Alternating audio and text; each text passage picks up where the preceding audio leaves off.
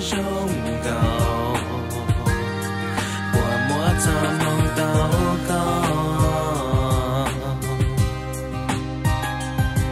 lệnh muôn gì luôn của mùa cho mong lưu có mình lên mùa chỉ cho hai đầu cổ vật để có chỉ rồng có tư rồng cha một chiếc lì đầy nhau hồ hà rồng chỉ có lúa xía chết buồn thiệp bắt đầu cho kẻ đã giờ sáng tôi có lúa xía giờ nông sẽ có lúa xía bọc cả lo luôn đợi ít tuần này là cũ ấy có bọc cả nè một kiểu như xía thế này ba ba dân đó nó mua giàu ngon này nó có bán thế bán nọ lại này nha NC này thế này cũng cho nên chỉ là một sai đó bán này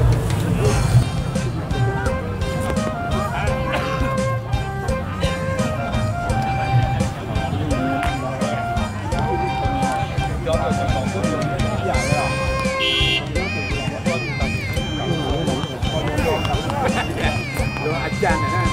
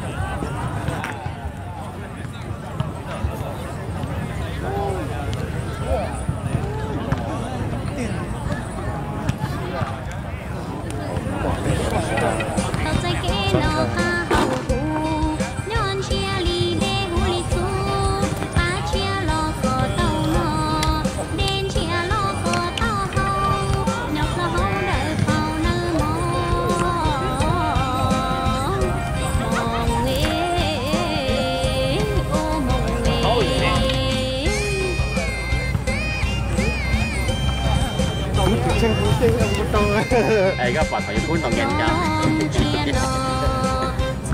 Tàu nghẹn thuê à? Có được không? Còn như cuốn với tàu tiền với con tàu không tiền á.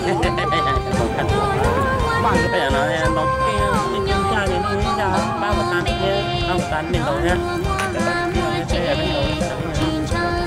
Nó sẽ là thuê. Ba sọc này ba liền.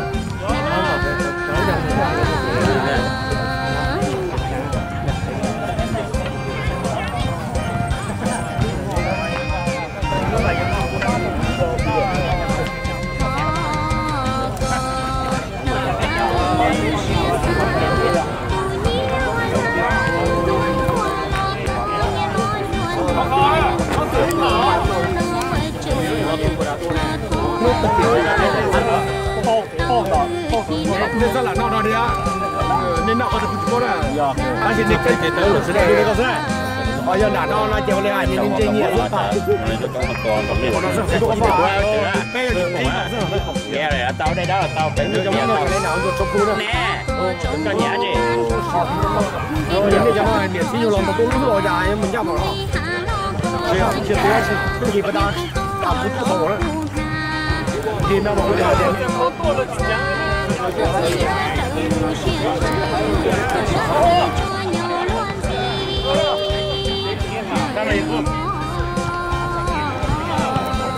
yeah, thôi, lẹ thôi.